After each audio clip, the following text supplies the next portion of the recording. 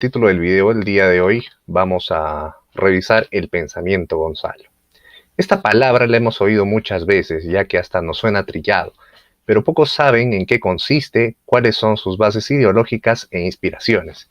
Les pido que presten mucha atención a este video porque revelaremos datos súper importantes, a través de los cuales se darán cuenta de que el pensamiento Gonzalo solo se traduce en muerte y destrucción. Asimismo, les pido que presten atención a cada idea que iré dando concatenadamente, ya que para lograr entender este pensamiento es importante aprender cómo se va construyendo cada idea para llegar a un todo. El marxismo, leninismo, maoísmo, para sus simpatizantes tienen categorías de verdades universales. La lucha de clases, que siempre habrá intereses antagónicos, de clases sociales, la burguesía contra el proletariado, etc.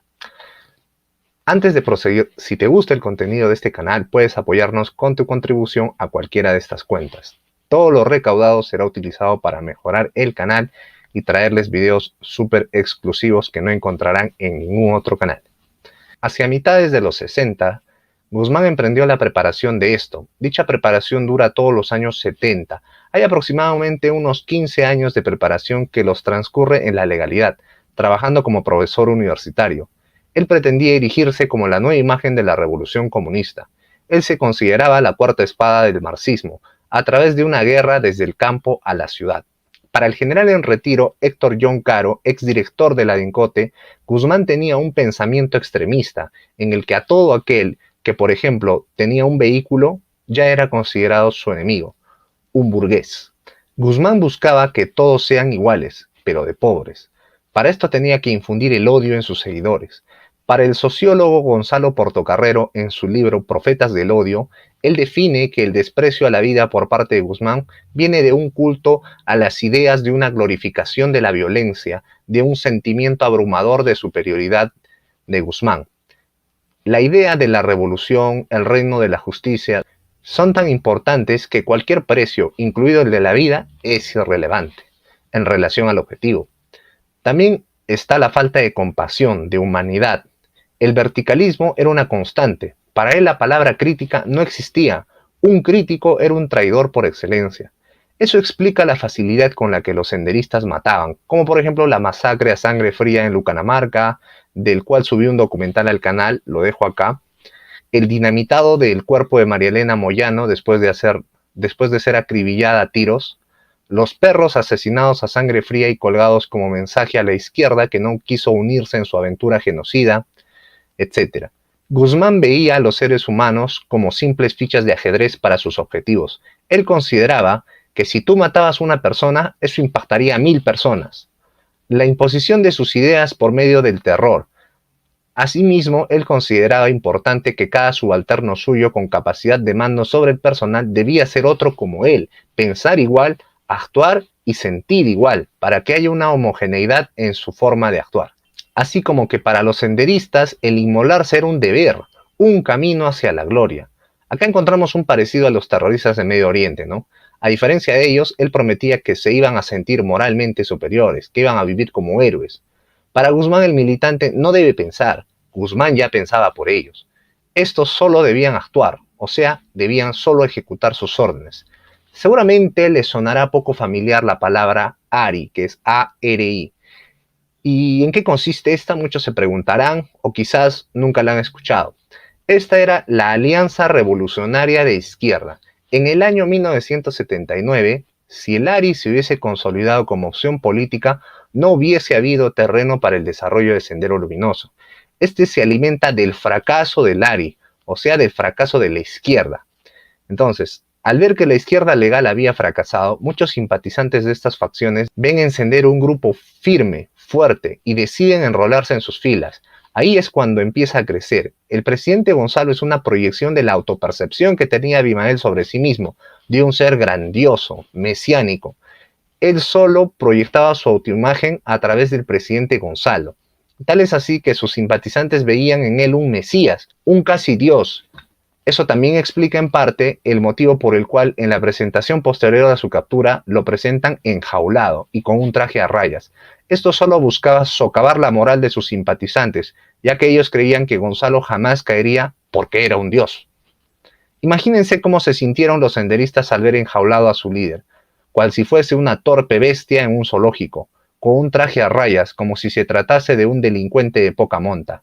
A su Dios, háganse una idea del impacto psicológico de esa imagen. En este contexto, Guzmán no era un orador de plaza, ojo, en el que las multitudes lo podían aclamar, como Alan García. No tenía el carisma, por ejemplo, de Fidel Castro. Guzmán se desenvolvía en grupos pequeños. En este contexto, habían dos anillos con respecto al presidente Gonzalo. El primero era los que lo conocían personalmente, y el segundo era los que nunca lo habían visto, solo lo seguían fanáticamente inspirado por el primer grupo, que les había hablado de un Dios viviente.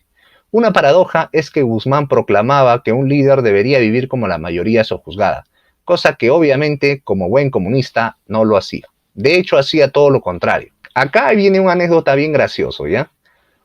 Otro dato curioso y anecdótico es que cuando lo capturan, la policía celebró con un lomo saltado, un lomo finísimo que encontraron en el refrigerador de Abimael Guzmán. Y después, cuando le preguntaron a Benedicto Jiménez si es que esto era verdad, él asiente y acota que Guzmán tenía un par de cajas de vino Fond de Cap, del mejor, vino que por supuesto se lo tomó la policía para celebrar la captura. Así que Guzmán era un haz lo que yo digo, pero no lo que yo hago. Incoherencias de los comunistas.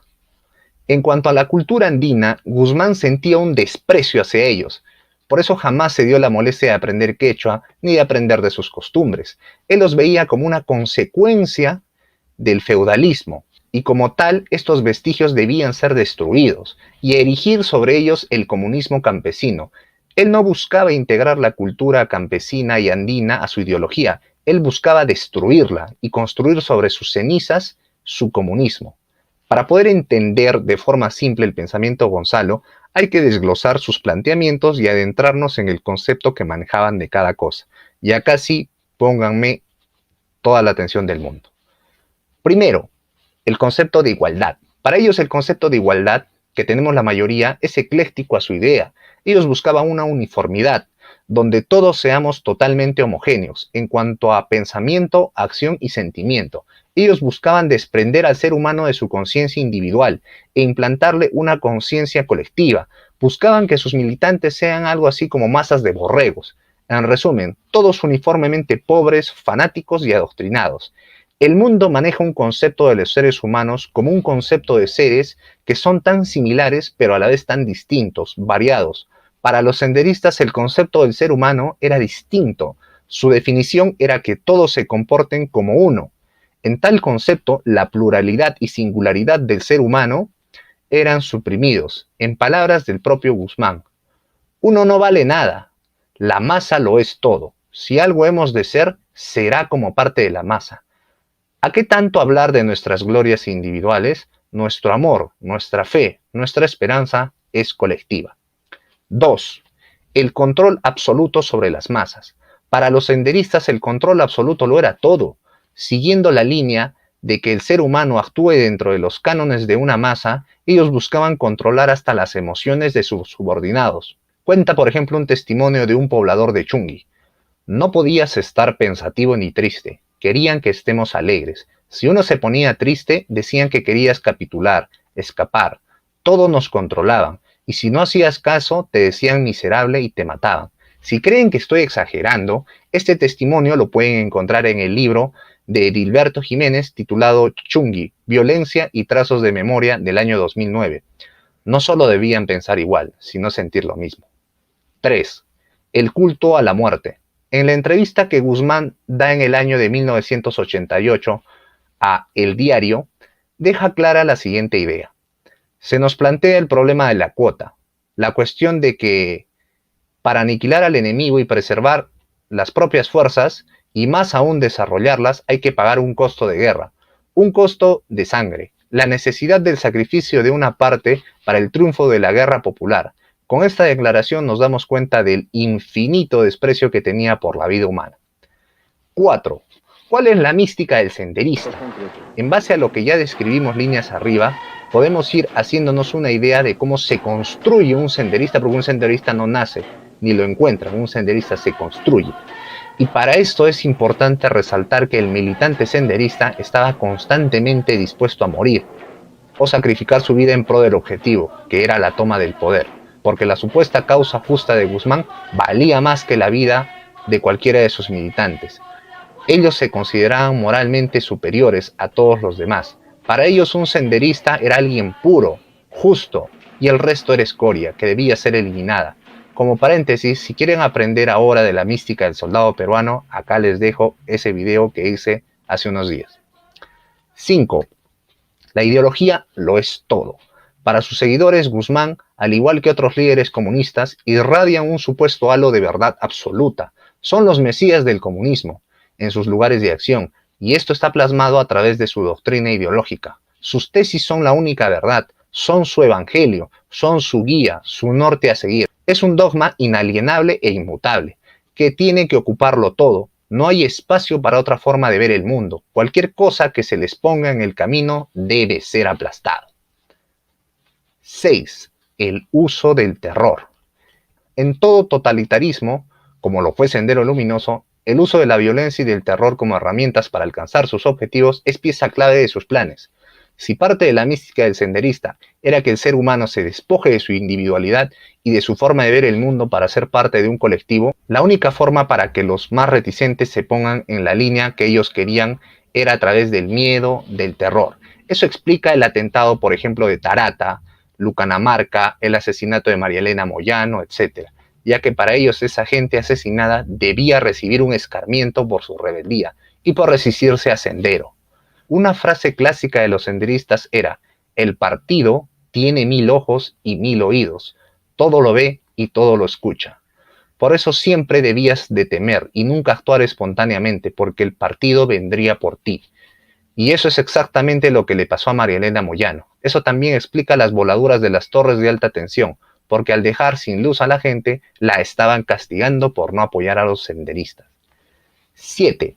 El marxismo, leninismo, maoísmo, pensamiento Gonzalo. Guzmán recogía del marxismo que para él las sociedades iban a experimentar un tránsito evolutivo al comunismo. Del leninismo adoptó la idea que la revolución sería posible por obra de un partido constituido como una máquina de guerra. Y del maoísmo adoptó la experiencia de la Revolución China y el concepto de guerra popular, así como el culto a la personalidad.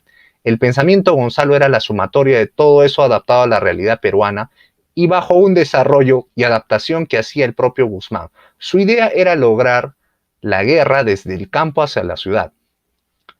8. El factor maoísta. Diferenciaba a Sendero Luminoso de otros grupos terroristas y guerrillas de izquierda del Perú y América Latina.